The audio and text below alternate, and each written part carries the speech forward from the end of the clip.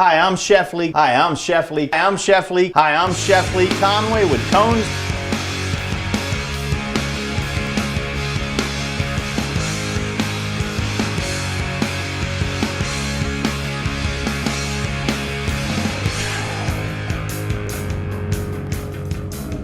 How I'm going to start this off is I'm going to grab a little saute pan, put a little bit of butter in it, and start to toast our pecans.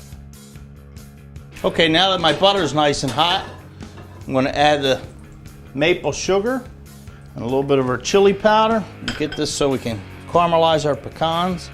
Okay, I have a little bit of paste going right now. I'm going to add my pecans to that. And what I want to do is get those coated nice. Okay, I'm going to remove from the stove right now. I'm just going to finish those in the oven. A little bit, I have the oven set on 300 degrees. And this is a convection oven, so the heat is moving. Okay, now I'm going to start with my chicken. I'm going to lightly heat my pan. I want to do that on very low heat once again. And I'm going to grab my apples and I want to dice these. And then we'll saute our chicken, which I have julienned up. It's nice and fresh, boneless, skinless chicken breast. Let's see if we can get a little bit of a sizzle there. And, so I have nice thin strips of chicken cut, which is called julienne. And got a nice sizzle going. I'm going to put a little bit of salt, bring out the natural flavor of that chicken. Not too much. You don't need to saute the chicken long. You just want it to be nice and tender, nice and flavorful.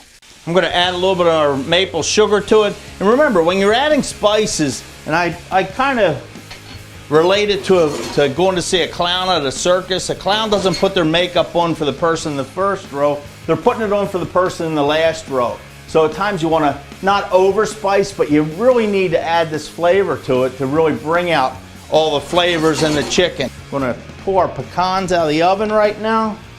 Let those cool a little bit. As you can see, the pecans are nice and toasted right now. They took on a little bit of a darker color, but more than anything, they've released their oils and they're nice and flavorful and crunchy. Our chicken looks great right now. It's nice and sauteed. It's not overly dry, very flavorful. All those natural juices are kept inside. I'm going to add our apples to that right now. Okay, I'm going to take these nice toasted pecans right now, and I'm going to just run my knife through them real lightly, just so they're kind of the same size as the apples. And yeah, I'm going to take our chicken now, pull that off. I'm going to sit that right out front. So now I'm going to take a couple 6-inch flour tortillas, a little bit of our chicken and our apple. I'm going to just spread that around.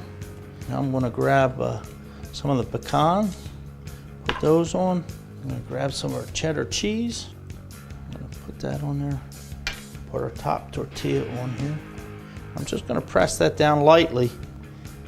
Okay, I have our quesadilla prepared right now. And I don't use butter or oil when I do this. What I do is try to use some type of a spray. And today I have a garlic mist, which is a garlic olive oil spray. I'm going to take my tortilla right now. I'm going to lightly place that in the center of the pan. I don't want it burnt, I want it brown. I always tell people when it's brown, it's done. When it's black, you're done.